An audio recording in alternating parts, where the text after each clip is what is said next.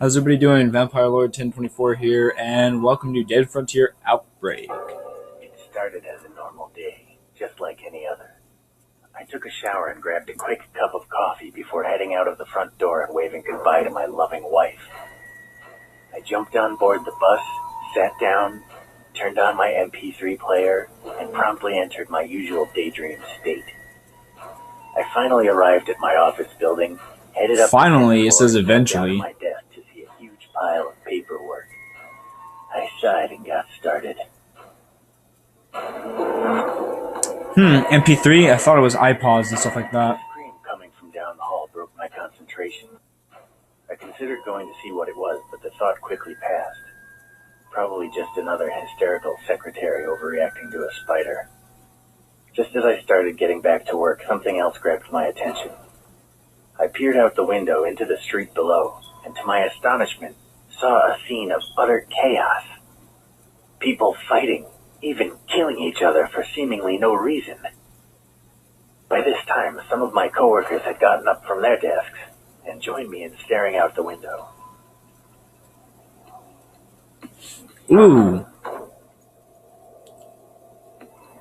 Ooh, okay, this is a choice. Turn on the radio built into my cell phone.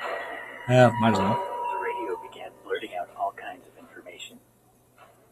It said that a new breed of virus had been discovered, one that would change its victims into a homicidal maniac. This virus was highly contagious and spreading rapidly. Their advice was to stay where I was, and that if I were to encounter an infected person, I should try to destroy their brain. Interesting. At this point, I felt myself entering a state of mild shock. It was obvious that whatever was going on was serious, and that a significant percentage of the population were going to be killed or wounded over the course of the next few days. My thoughts quickly turned to my wife. Was she okay? What if these maniacs were near our home?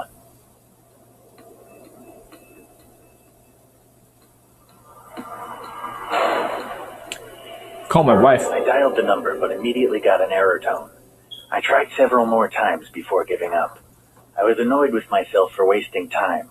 I should have known the phones would be overwhelmed. I then decided that I would go home and make sure that my wife was okay. That's not a smart thing to do. I began to make my way through a series of corridors that lead to the elevator. On my way, I noticed a struggle out of the corner of my eye. I turned to see a disfigured man frantically clawing at and biting a young woman's leg. Oh, jeez. Blood was already pouring from her multiple wounds. The woman cried out for me to help her.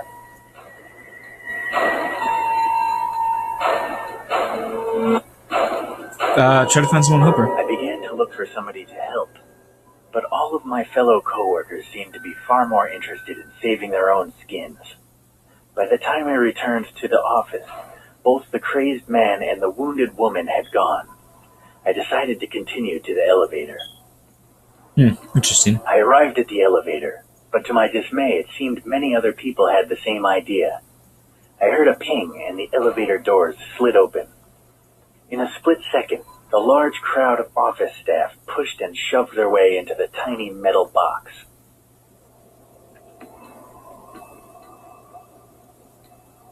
Jump out of the window. Screw it, takes the stairs. I quickly made my way down the stairs to the ground floor. Sure, I was a little out of breath, but at least I saved time and avoided a potentially lethal situation. Next. I eventually reached the ground floor and entered the lobby. The scene in front of me was one of extreme violence. The security team was desperately battling with a swarm of infected, and they appeared to be losing. I watched helplessly as a guard on the opposite side of the room was torn limb from limb. Oh, God. I noticed his gun lying on the floor just a few meters away from his dismembered corpse.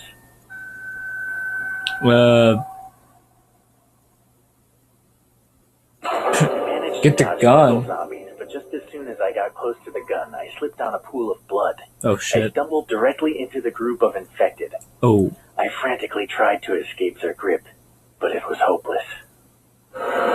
Oh, God. Try again. The scream coming from down the hall broke my concentration.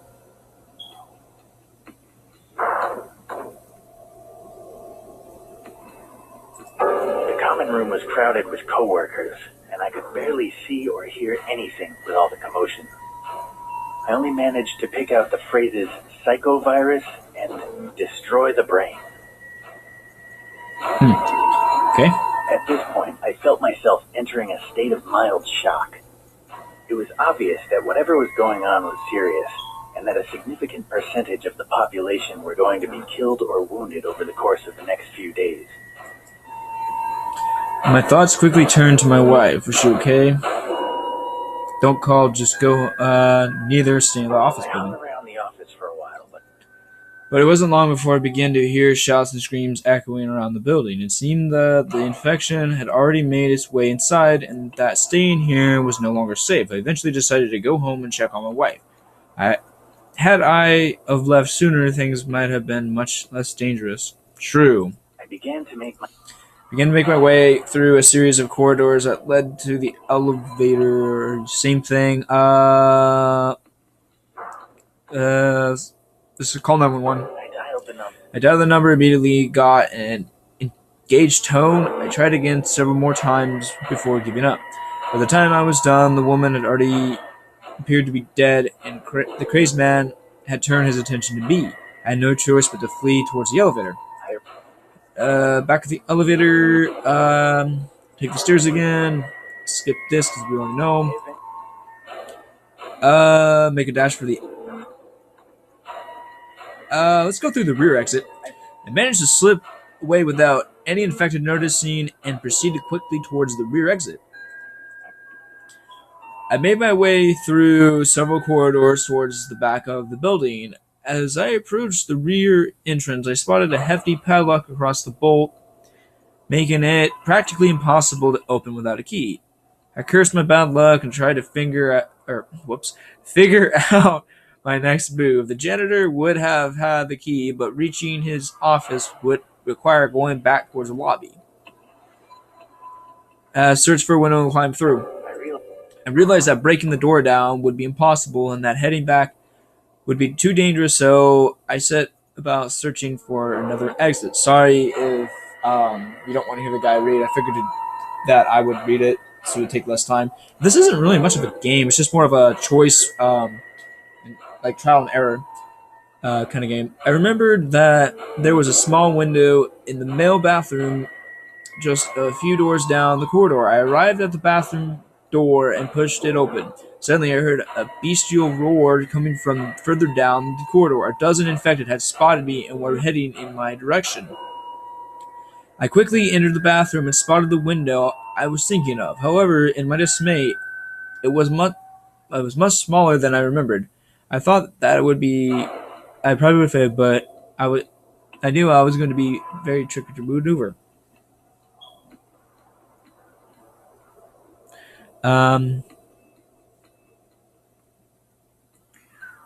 It's just hiding in the cubicle. Oh shit! I fucked up.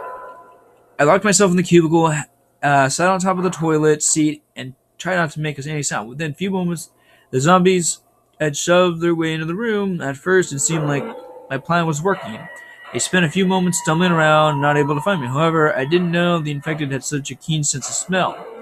It wasn't long before they realized I was there. It took them a good few minutes to break through the door. Just enough time for me to make my peace with God. Let's try again. I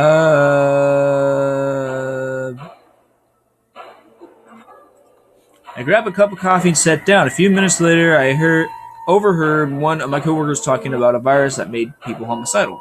However, I could only make out bits and pieces of the conversation and didn't learn anything especially useful. At this point, I felt myself entering a state of mild shock.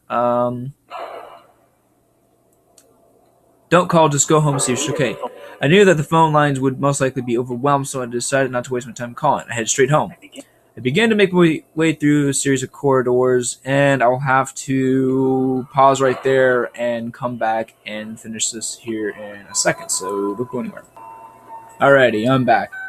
So, anyways, not wanting to waste time, I set about trying to squeeze through the window. A few awkward moments, and a lot of pain later, I managed to force my way into the street, escaping the infected with only seconds to spare.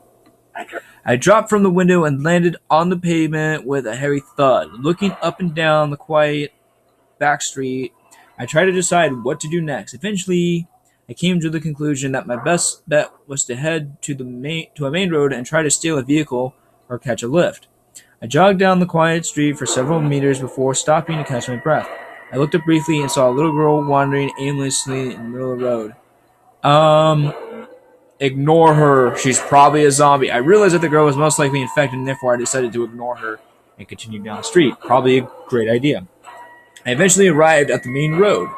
As I suspected, the scene wasn't pretty. I'm gonna move my mouse really fast. Probably can't see it anyways. In every direction, I could see people either trying to fight or flee from the numerous infected. An array of dismembered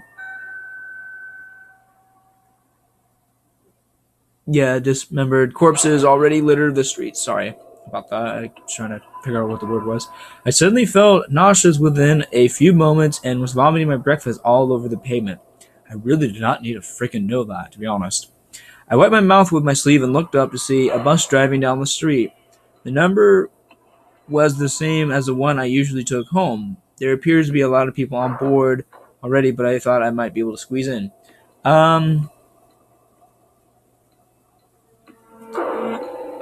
Try to flag the bus down. Oh, nope.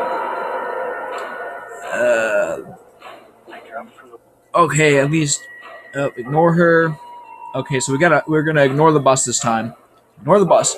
I realized that getting on the crowded bus probably wasn't a good idea. If someone on board were infected, then there would have been no escape.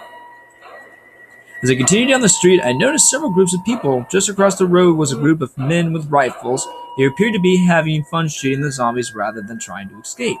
In an alley, I could just about see a group of teenage boys armed with a variety of makeshift melee weapons. A few meters from where I was standing, a paramedic and an armed police officer helping a wounded man, and as I glanced over my shoulder, I saw a group of survivors from my office building headed in the same direction.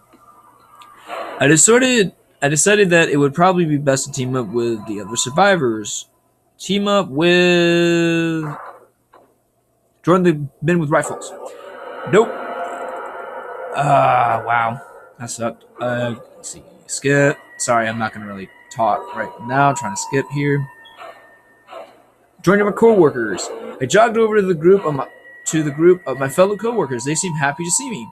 This group is probably the best choice. None of them are injured, and since they know you, they are much likely less to leave you behind in a sticky situation. I told the group that I thought we should try to find some transport and get out of the city center. One of them suggested we go to the parking area a few blocks down. We quickly agreed our strategy and made our way down the street. As we approached the car, we noticed a few infected wandering idly around the entrance. There was no real way to avoid them. Let's see.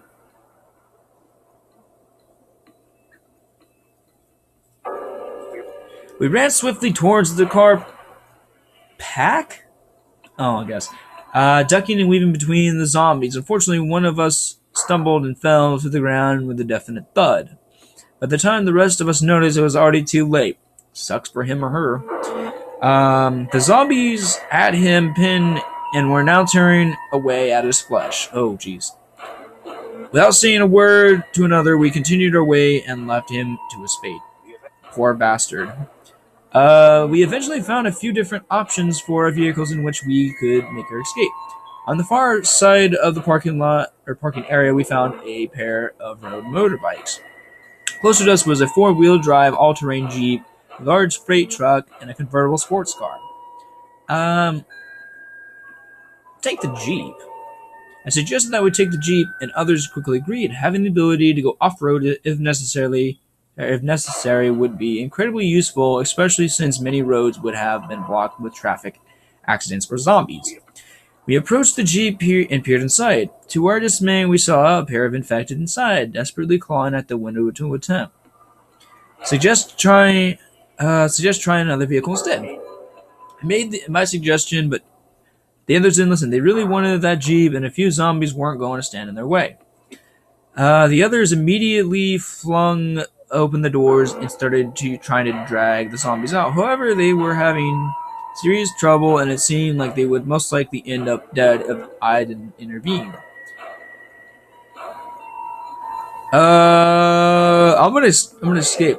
I headed towards the motorbike and didn't look back. Thank God. I climbed aboard my chosen vehicle and sped away from the car park onto the main street. By then the roads were littered with bodies and car wreckages. It was all I could do to avoid them. Everywhere I looked, I could see only scenes of carnage. It seemed that those not already infected were fighting a losing battle. My thoughts quickly turned to my wife. I tried to tell myself that she would be okay, but that didn't stop the horrible feeling in the pit of my stomach. I knew I had to get home as soon as possible. In the distance, I could see a gas station with a few of the zombies on the forecourt. I quickly glanced down at the fuel gauge and saw that I only had about a half a tank remaining.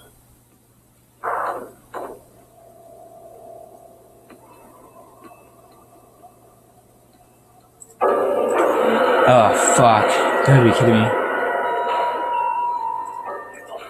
I pulled up onto the forecourt, got out of the vehicle, and began to pull up the gas tank at the pump. However, in a few short moments, the infected began to notice me and started heading in my direction. As they started to get close, I decided that it would be best to escape while I still could. As I pulled away, I glanced down at the fuel gauge. It had barely gone up at all. Oh, God. Sucks for this dude. By the way, what the hell is this guy's name anyways? Is he just like a no-namer or whatnot? Anyways, I continued down the road before taking a turn on the main highway out of town. However, it wasn't long before I noticed a mass of vehicles blocking the road ahead. The combined sound of all the honking, shouting, and screaming was deafening. Nobody had kept to their lanes, and cars were packed so closely together that not even a bicycle could squeeze through. The blockage extended so far down the road that it was literally impossible just to discern what the cause was. Kind of sounds like Grand Theft Auto Online, especially probably with Next Gen, being that there would be at least 30 people in the lobby, plus any NPC cars. So, take the vehicle off-road. Ah, god dang it, you seriously? Alright, fill the pump. Next. Wait patiently. Nope. Screw that. Fill the pump. Turn around and find another way home. I decided that there was no point in waiting for the traffic to clear, and that without the Jeep driving off-road was just too dangerous. I headed back the way I came and turned off the highway at the first exit. I soon found a safer, albeit less direct route home. I think I said that word right. That A word right, I don't know. As I sped down the disturbingly quiet back road, my mind began to wander. Without the distraction of imminent danger, I began to remember the horrific scenes I have witnessed just an hour ago. It's really been an hour ago? Wow, dang, this story takes place fast, man. I began to remember the horrific scenes I had... Oh, sorry. Not rereading that. Images of mangled corpses flashed before my eyes, and my head began to spin. I swerved to the wrong side of the road, and just as another vehicle pulled out from a concealed entrance, I braked sharply, but it was too late to avoid a collision. Amazingly, I wasn't seriously injured, but my ride was badly damaged. See, the driver is okay. I walked over to the car and opened the driver's door. He was unconscious, but didn't seem badly wounded. As I wondered what to do next, I noticed 3 large bite marks on his upper arm and realized that it wouldn't be long before he became one of the other infected. Alright, sorry again, I have to pause, so I will be back here shortly. Don't go anywhere. Okay, sorry again, but I am back. Anyways, after half an hour of walking, I began to recognize my surroundings and knew that I would be home soon. There were several different routes I could take. Let's go through the shortcut. Ah, you serious? Oh my god, I have to go all the way back this way. Turn around. Alright. I'm gonna steal his car. Nope. Makes me dead. Alright, do this. do this, turn around,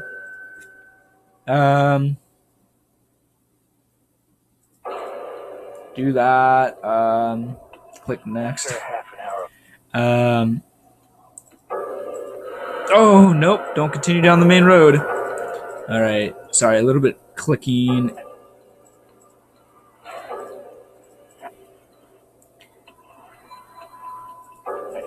Ooh, I decided to get off the road and take a shortcut. I headed into the woods, realizing that the mindless infected would have a hard time navigating through the undergrowth, and that there would be a very few of them in the area anyways. Nice. Finally arrived in my neighborhood exhausted. I knew that my house was just a little farther down the street, but the area was swarming with the infected. Most of them seemed distracted by what few survivors remained, but I knew it was only a matter of time before they noticed me. I remembered about a small alleyway nearby, one that would take me most of the way home in relative safety. Related safely. Sorry, I can't really read, apparently. I entered the alleyway, and as expected, it seemed totally devoid of life. However, as I walked past a large dumpster, an infected old man stepped out of the shadows and tried to grab me.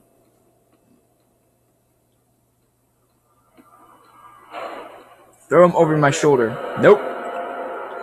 Grab him in the torso. Okay, I grabbed his shoulder and pushed him backwards, narrowly escaping being bitten. Where the hell's this guy's motorcycle? Was he not on it? I had bought myself valuable items, but it wouldn't take long for the creature to regain its balance and come at me again. I turned to run back the way I came, only to see that another group of them had followed and were now blocking my retreat. My only hope was to try and get past the lone infected. Grab a brick and throw it as... Nope. We can't throw him over my shoulder. What? Ah. Okay. Grabbed him by his neck, realizing that he was unable to bite me. Okay, anyways, I'm gonna stop that. Try to run past him. Alright. I scrambled to my feet and ran at him as fast as I could, narrowly escaping the infected's grasp and pushing him to one side. I had escaped, but more by luck than judgment. I sped down the alley and back into the street. When I looked over my shoulder, there was no sign of my pursuers. I could see my house now, just 100 feet or so away. My heart sank when I saw yet another group of infected wandering aimlessly between me and my goal. Let's go through my neighbor's rear gardens. We're going to play a little stealth mission. I decided that it was too dangerous to go carry on down the street. I went around the back of one of my neighbor's houses and climbed over the fence into the garden. It was tiring, but I carried on scrambling over the fence until I got to my own backyard. I approached the house and noticed the glass in the back door had been smashed and the door had left slightly ajar. I was terrified for my wife's safety. Let us go find a weapon. I realized that whoever had broken into the house could still be in there, and without a weapon, I wouldn't be able to help my wife. That's even if she's still alive. She might be dead for all we know. I headed over to the shed and checked my pockets. Luckily, I still had my keys and was able to remove the padlock and open the door. Inside, there was a large range of tools to choose from. Oh. Can we take the chainsaw? That'd be cool. What? What? Oh, you son of a bitch. Fine, we can't take the chainsaw because I guess it's too mainstream. Take the flippin' crowbar. I took the crowbar, knowing that it would be easy to swing indoors, yet still heavy enough to cave in a human skull. Jeez, now we're being freaking really detailed here. With my weapon in hand, I left the shed and walked back into my house. Before I could enter, I discovered why the back door had been left ajar. A teenage looter emerged from the house carrying my television, obviously intent on profiting from the crisis. When he saw me, he dropped the TV and pulled out a large kitchen knife. At the moment, I couldn't tell which one of us were more afraid. freaking screw that, I'm gonna attack him. I wasted no time in unleashing a brutal assault against Scumbag. I thought he was gonna say the scumbag. Anyways, he tried to defend himself, swiping at me with a knife, but only managed to scrape my arm. In return, I rained down blow after blow upon him, and within moments he was dead. A pool of blood oozed from what was left of his skull, staining the lawn a sickly shade of red. Ooh, God. We're really getting violent. About as bad as the zombies, for Christ's sake. Having dealt with the looter, I walked in through the back door. I was relieved to finally be safely indoors, but couldn't rest yet. Not until I was certain my wife was okay. Let's barricade it. I quickly shut the back door and locked it, then looked around for some furniture to wedge in front of it. It took me a few minutes to properly secure the entrance, but at least I knew nobody would be able to force their way in. I began searching the ground floor for my wife. As I came into the living room, I saw that John from next door standing there. He had his back to me, but was clearly obviously oblivious to my presence. His shirt was covered in bloodstains. Back away slowly and hope he doesn't notice you. I decided that was best not to disturb him and carefully backed away. If he had noticed me, he certainly didn't show it. I went to go upstairs. I noticed that a note had been left for me by the front door. I recognized my wife's handwriting immediately. The note said that she couldn't wait for me any longer and she was going to pack her bags and take the car to her parents' house in the countryside. As I read the note, my heart sank. I prayed that she would make it to her parents in one piece, but knowing how hard it has been for me to get here, I couldn't help but wonder if she was still alive. When I realized I may never see her again, I began to feel tears rolling down my cheek. Heartbroken, I decided there was no point in staying. Everything reminded me of my wife, and besides, there was nothing left for me here now. Suburbia was heavily populated, and it would only get more and more dangerous as time wore on. I took some more supplies from the kitchen and stuffed them in my backpack before heading back through the gardens and as far away from civilization as I could. I left my house for the last time alone. I climbed over the garden fences and headed to the countryside. I knew I had to get away from the populated areas as quickly as possible if I was to have any hope of survival. Yet without my wife by my side, I could barely see the point. I'm not quite sure how I managed to avoid the infected as I made my way out of town, but I soon found myself on an abandoned farm which just a few miles away. As night fell, I decided to shelter in the old barn. It was cold, dark, and bitterly lonely. I sobbed for hours, wondering what I'd done to deserve this living hell. By dawn, I had made up my mind. I took a short rope and climbed up. Oh my God, no. Statistics. Survive the day, yes. Saved your wife, no. Tactics rank B. You have a reasonable understanding of zombie outbreaks and moderate survival skills. You had a 50-50 chance of surviving a real outbreak? Really? Compassion, rank E. Your cold and heartless monster won't let anything slow him down. Next. Oh, I guess that's it. So, I bet there's multiple endings. Anyways, thank you for watching. Please subscribe, do all that good crap, and I will see you all on another video later today, if not tomorrow.